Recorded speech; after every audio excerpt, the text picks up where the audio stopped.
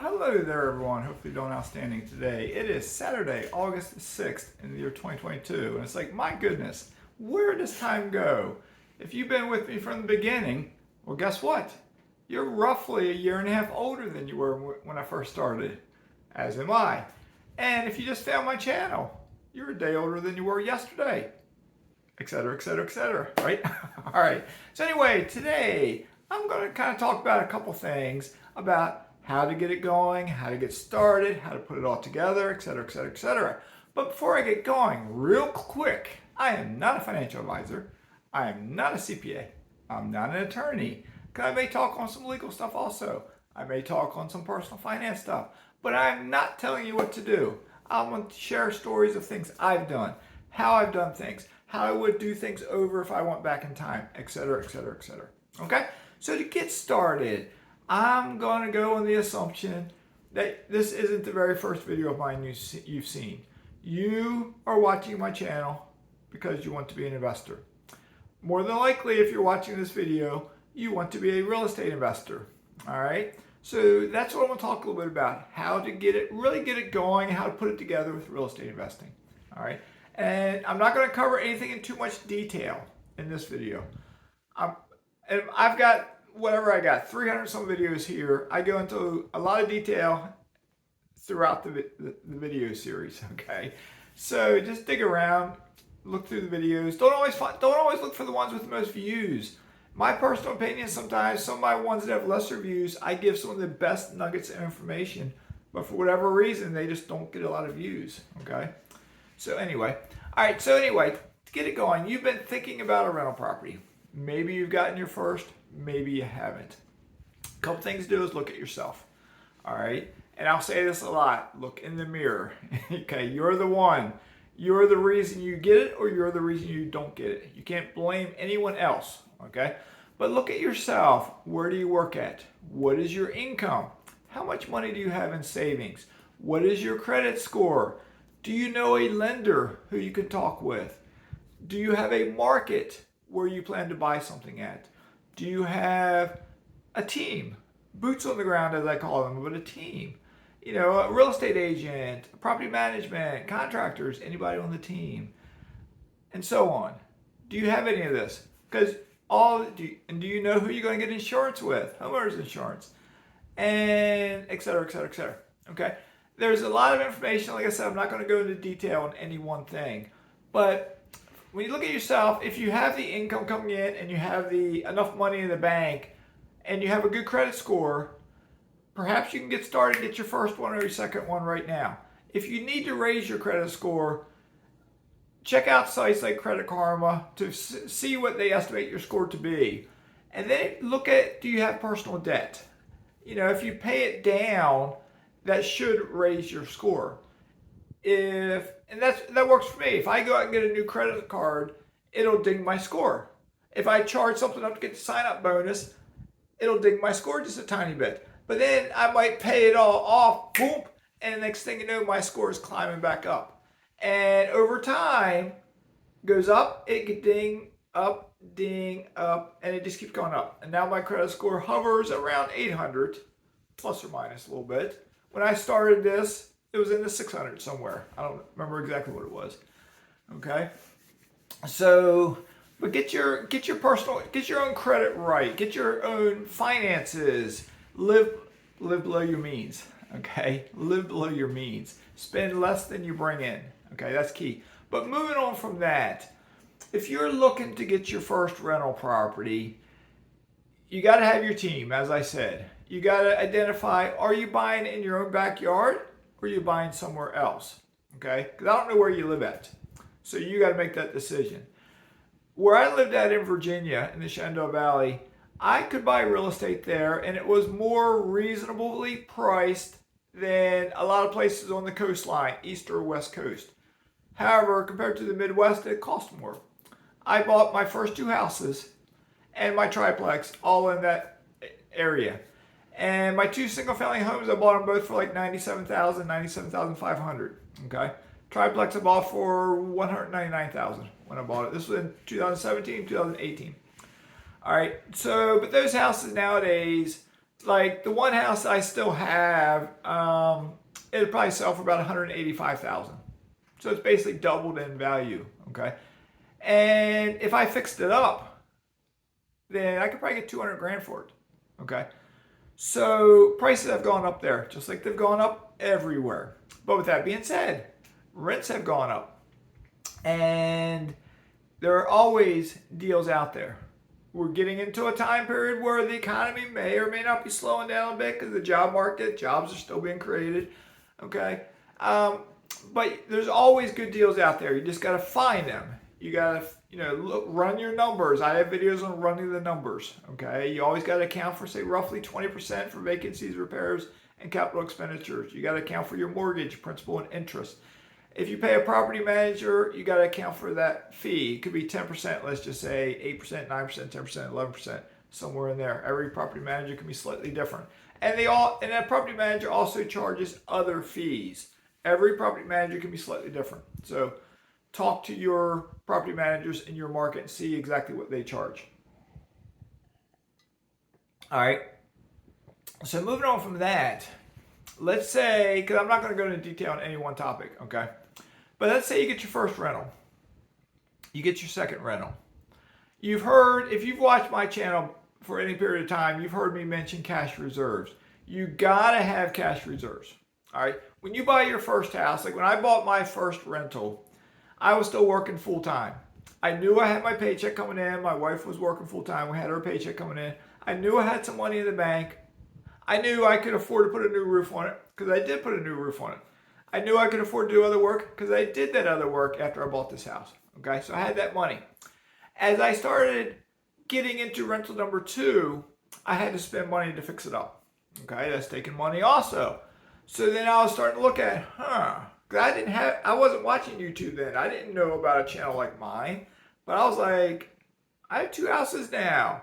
I need money, because I plan to retire in a couple months. I need some money. So that's where I started saving money, like cash reserves, okay? So the unknown now, even for me, is exactly how much do I need in cash reserves. If you talk to a variety of investors, they'll all tell you a different figure, okay? If you get houses, this is the way I look at it now.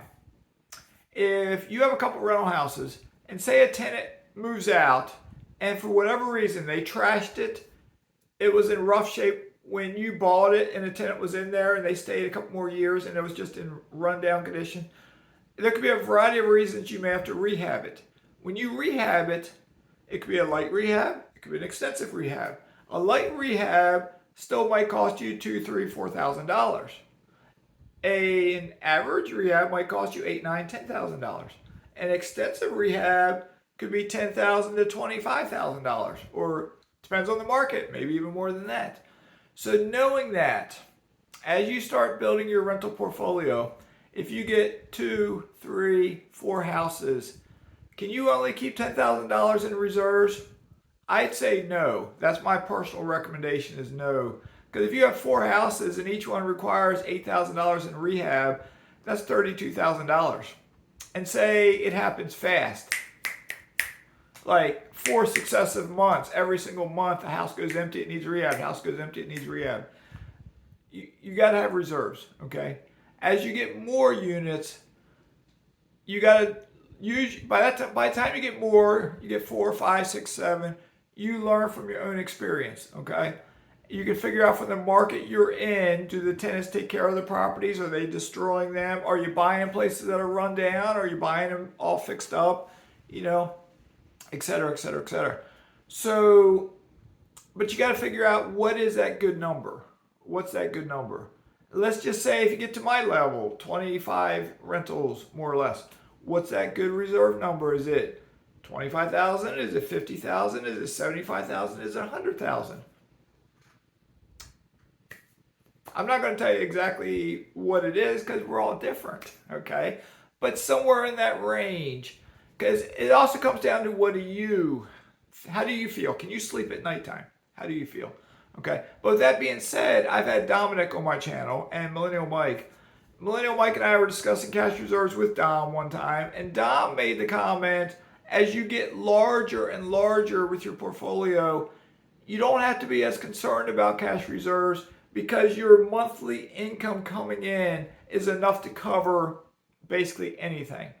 Okay? And so that's another good point. As you get larger, your income comes in. That means your bank account will keep growing. Of course, if you keep buying more as it grows, you get more money coming in. So it's like if you get enough money coming in, you're probably safe. And say you got 5 empty at one time. If you got a whole bunch of rentals, whatever that number is, you could probably take your time rehabbing them if you didn't have quite enough money coming in. And because I've done that even with 25 units. I've had, even right now, I have 5 units I wasn't getting rent for this month. I rehabbed all 5. So they're in different stages of rehab. One is just starting, and the others are 2 just got finished. 1 just got finished, and another one is progressing well. I think that was all 5. Okay, and I can swing it. I can survive without I want those 5 rent checks, but I can survive without them. But as I get them, as I do get them, the ones that I've already owned, now the rents are going to be $300, $400 more than what it was. So I will be getting more income back after spending $20,000 on one house. It was $19,000 something on one house, $19,000 something on another house. A third house, $7,000, $8,000. A fourth house, the one that's just getting ready to get started, the estimate is around $7,000, $7,500. And the fifth house is, by the time it's all said and done, $15,000 to $20,000. So if you do the math there, that's a chunk of money. Okay, that's why you need reserves. You got to have reserves. Okay, and you got to have good income coming in to help pay for it. All right, so a couple other things real quick, because my videos have a tendency to get longer and I don't want to keep it too long. A couple other things real quick. You yourself have to decide as your portfolio grows, when do you want to get some legal protection? All right, something to do in the very beginning is get a good, and I should have mentioned this before, you got to have homeowners insurance. I use a company called NREIG, National Real Estate Insurance Group. I use them. I don't know if they're nationwide or how many states they're in, but they give a $1 million general liability coverage with every policy because it's a landlord policy. Okay, so you get $1 million of general liability. It's liability insurance, so that's good. That's $1 million. All right, but on top of that, it's strongly recommended you also have umbrella insurance. And that umbrella insurance could be for $2 million, $3 million, $5 million, whatever amount you want. Everybody's a little different, but you got that. But at some point, I'm not a lawyer. I'm not telling you to do anything. You need to consider getting LLCs. There's different ways to get LLCs. All right, if you talk to a lawyer, they're probably going to tell you, get an LLC for your very first rental. Okay, that's what they recommend. If you talk to a CPA, they might tell you, you don't need an LLC. You're fine. It won't help you with your accounting at all, your taxes at all, which is, it's true from their perspective. From my perspective as an investor and from being a retired police officer, you want to consider legal protection. I did it when I had approximately 10 rentals. That's when I got started, okay? I had wanted to do it for some time before I did it.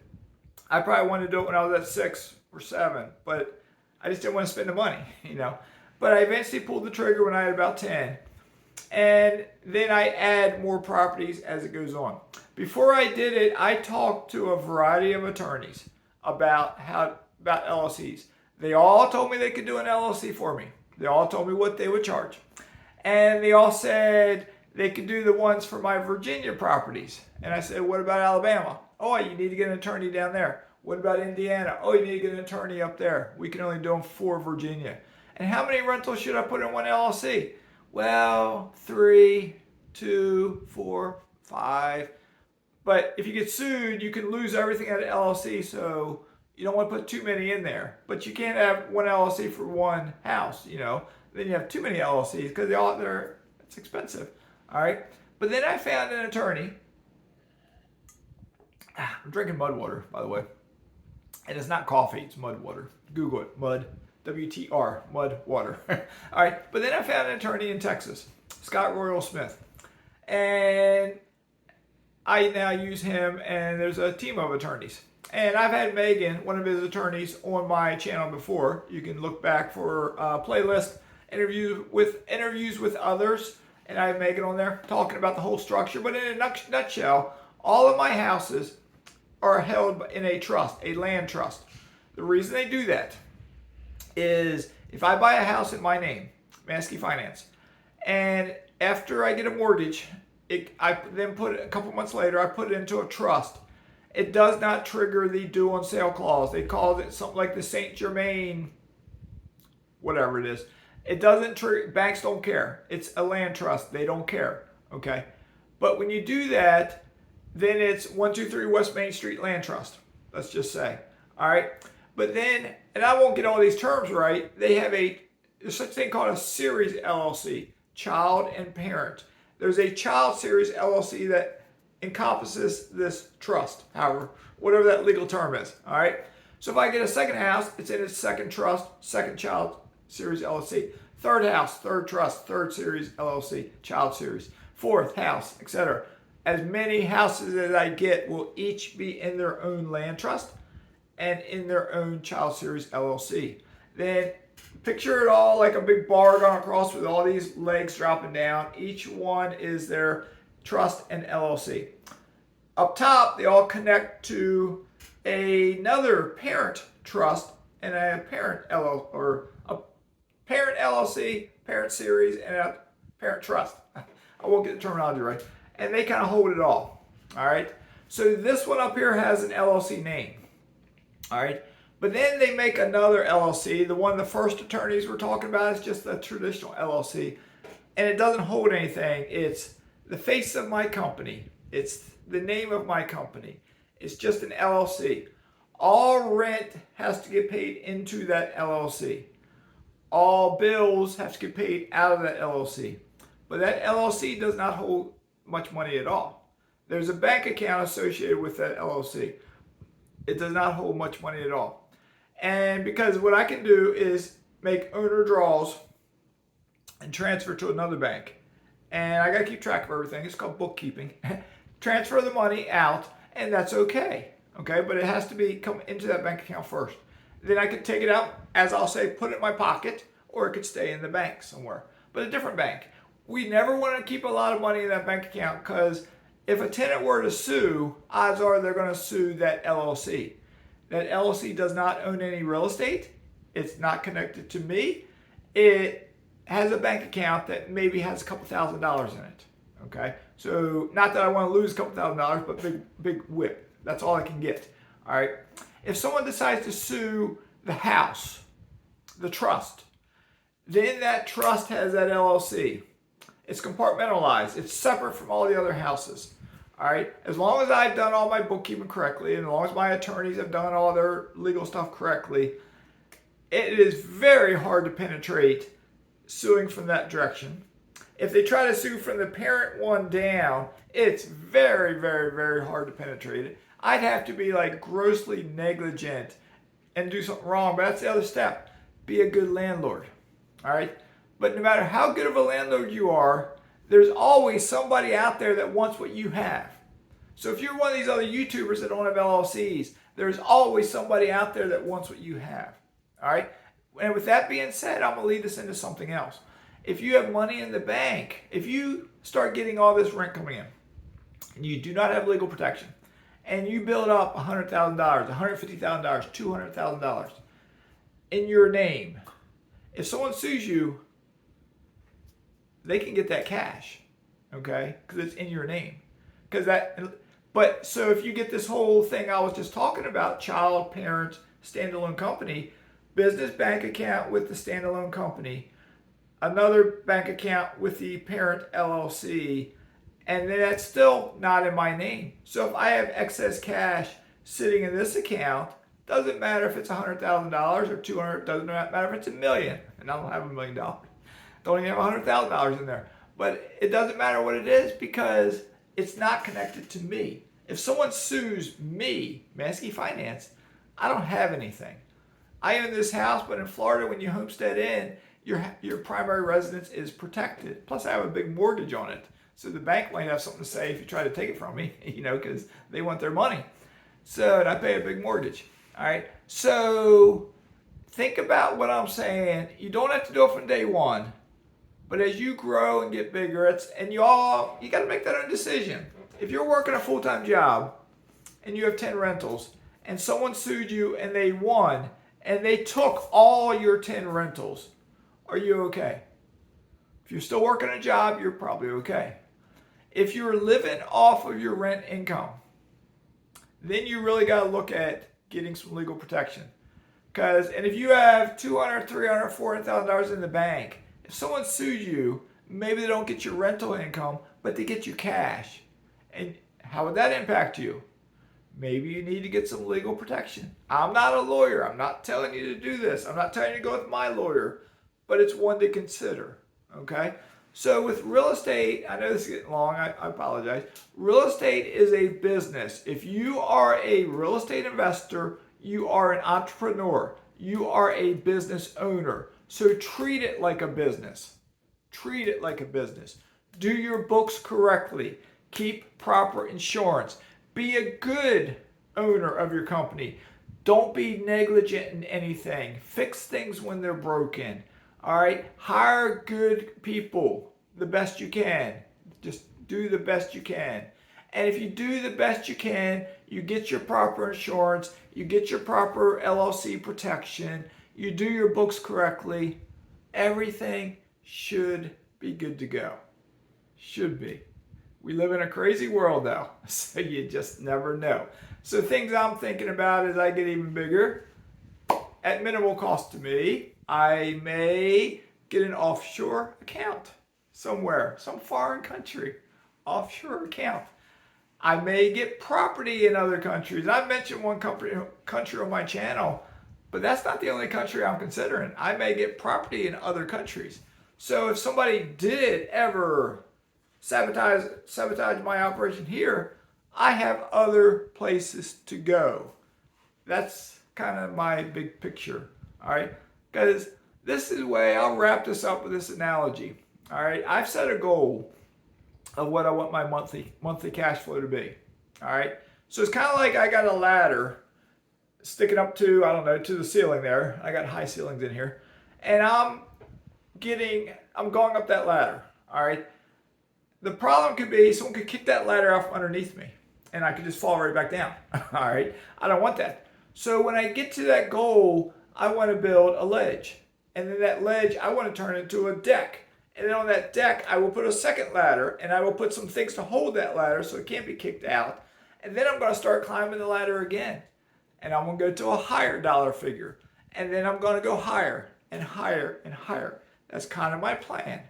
All right. But the way I'm going to do it is I'm not going to own anything. All right. I am moving towards that. I own very little at all. I am mazske. Okay. I may be where you can't find me if you ever do want to do anything to me or serve me with a lawsuit. All right. But we all need to do that. Why? Look around. Look around at where this country is going. There's a lot of people that want to put their hand out. We just went through a period of stimulus check. There's a lot of people that want free money. A lot of people. There are certain websites you go to them, you'll see a lot of hatred towards landlords. All right. So landlords are kind of a target. All right, in a way. And they've always been a little bit of a target because they're always known to be, in quotes, the rich people. All right, but you don't get rich from one rental house. You don't get rich from 5. You don't get rich from 25. It's the ones who get even bigger. They 200, 300, 500 units. There's people like that. There's people with 5,000 units. They're the wealthy ones. All right. So anyway, take care of yourself. So I'll wrap this up with this. Take care of yourself. Physically, internally, mentally, everything. You know, do everything to take care of yourself. I mentioned colonoscopies. Get one. Look at getting one by the time you're 45. Look at non-invasive, whatever you call, like a box test. Take home, maybe when you're younger. Because Young Trey Mancini from Baltimore Orioles got traded to the Houston Astros. He had colon cancer when he was like 27, 28 years old. People are getting it younger and younger and younger. Why? Look at what we eat. Processed foods. Think about that. Try to eat clean foods.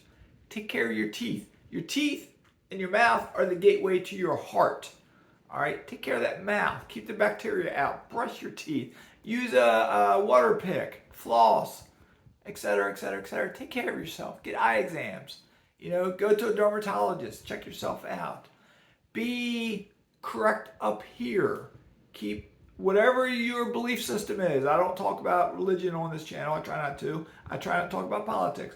But take care of that mind up there. Take care of this body. Exercise.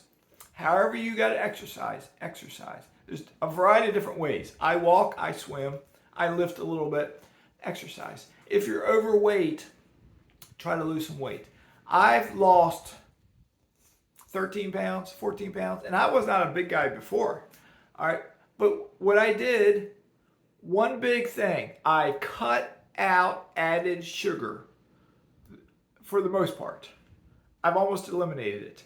And it's so easy to eat in a normal American life meal, 100 grams of sugar through the course of a day.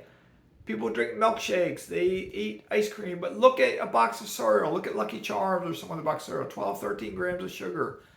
And look at fruit yogurt. Yogurt's healthy, right? Look at fruit yogurt, 12 grams of sugar. Look at almost anything. Look at pasta sauce, sugar. There's two breakdowns of sugar. Sugar, total sugar, added sugar.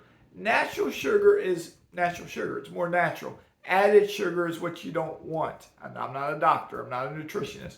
All right. But if you eliminate from your diet added sugar, I think if it works for you like it worked for me, you will see pounds drop off of you. And if combined with that, just eat a little bit less. Just a little bit. Don't kill yourself. A little bit. What I do, I've made lunch probably my larger meal of the day. And dinner is a salad. I put some protein in it. I put some meat in it. I'm not a vegetarian. I eat meat with my salad, but it's a salad pretty much every single night. All right. And breakfast every day. I'm supposed to be getting into this. Breakfast is a big bowl of oatmeal, usually with blackberries, a banana, and blueberries, and almond milk. And it's a big bowl. I eat a lot sometimes. But I just eat mainly lunch and dinner. I eat less than I used to. And I've tried to cut out snacks. When I do eat snacks, I eat nuts. Cashews, almonds, that sort of thing. But I've tried to cut out snacks for the most part. I'll eat whole wheat popcorn, the natural popcorn sometimes, and so on and so on. But look at the big picture around yourself. You look at the little picture to tweak things, but look at the big picture of your life. How's your job? Are you living in a good area? How's your home life? How's your spouse? How's your children? Look at the big picture. How can you make things better? How can you tweak things? All right. I don't tell anybody to copy me. I don't tell you to move where I move or, I've moved out of the Shenandoah Valley. You may decide to move into the Shenandoah Valley because you love it there. I stayed there for 23 years. You got to make your own course in life. You got to make your own bed. You got to get your own path to walk on. But remember, when you're walking on that path and it diverges, and you got the easy path, sometimes it's better to take the hard path. All right? Because you challenge yourself. You challenge yourself. So we started this with the assumption that you're looking for your first rental property. 95% of you are no longer watching this video. But if you're looking for your first rental property, as you progress on that journey, it's a journey about discovering yourself. All right? It's a journey about discovering yourself. And if you're going to become wealthy, take care of yourself, take care of your family, take care of your friends. Be kind to others. All right? Try to help others the best you can. Pay it forward. All right? We all live in this world. The world might be going to a bad place, but we all live in it. So let's make our little spot the best we can. Make a little bubble, protecting yourself. All right? So anyway, all right, so looking ahead, sometime next week, I got some chairs on order, and I got a tiki hut down there. I might do a video down on my tiki hut there, and I'm going to talk about, I already know the topic. I'm going to talk about the secrets to my success. All right? Good enough. Take care. Have a great day. Mazske is signing out.